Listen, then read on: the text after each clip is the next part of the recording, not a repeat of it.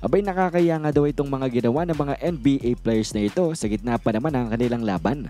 At tunay natin itong si Kyle Kuzma, kahapon pa ito mga idol laban nga sa Milwaukee Bucks, abay parang may pinapractice nga na bagong tira mid-game. At sa fast break opportunity nga nila dito mga idol ay sinubukan ni Kuzma ang spinning layup na ito na nagpagulat nga. Pati nga dito sa player ng Phoenix Suns na nasa bench. Talagang napatayo nga sa mga idol sa sinubukan na tira. Neto nga ni Kuzma 360 layup. At hindi pa nga natapos dyan itong si Kuzma sa pagtatry niya ng mga bagong tira na bago sa ating mata. Nang dahil itong sidestep niya rin mga idol ay napaka-weird nga daw na itong ginawa niya. Very weird layup package ang sinusubukan ni Kuz dito mga idol sa laban nga nila sa Phoenix Suns. Pero hindi pa si Kyle Kuzma ang pinaka-embarrassing nang dahil ito nga si KJ Martin naman sa laban nga nila against dito sa Memphis Grizzlies ay pinasahan siya for a corner 3-pointer. At tingnan nyo ang kanyang tira mga idol, hindi lang ito basta air ball, ang napakalayo nga ng kanyang tira.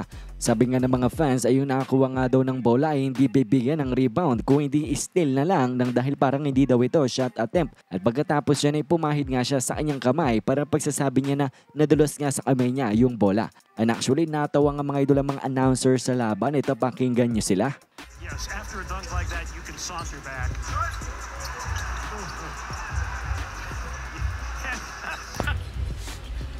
KJ Martin was rubbing his hands on his shorts.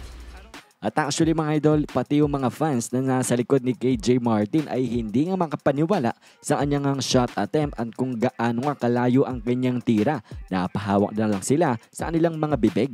Pero hindi pa si KJ Martin ang pinaka-embarrassing mga idol ang nakakahiyang ginawa sa NBA ngayong araw nang dahil itong si Desmond Bane pati na rin si Aldama ang mag-teammate abay nagka-pisikalan nga during timeout. Panoorin natin ito. The Utah Jazz Spring 3v3 tournament on Saturday, April 26th. It's Redmond teams competing in the competitive recreational basketball games at Alpha High School. Winners will get a Utah Jazz team store gift card, a Shoot 3-6-60 experience, and a beach and drink for the Jazz players. And well, etong si Aldama kasi ay parang may kino-complain dito kay Desmond Bane at nung tinulak nga ni Bane, abay sinasabi niya na stop, na just stop nga daw, sabi na ito ni Bane. At bukang napuno siya sa mga sinasabi sa kanya na ito ni Santi Aldama, kaya naman nagkapisikalan ang dalawang ito. Pero matapos naman niya ng mga idol ay humupa na agad, wala nang ibang nangyari. Talagang hindi lang magandang look ito para sa team ng Memphis Grizzlies and definitely ay makaka-apekto nga ito sa kanilang team chemistry dahil may hidwaan nga between Desmond Bane at pati na rin Santi Aldama.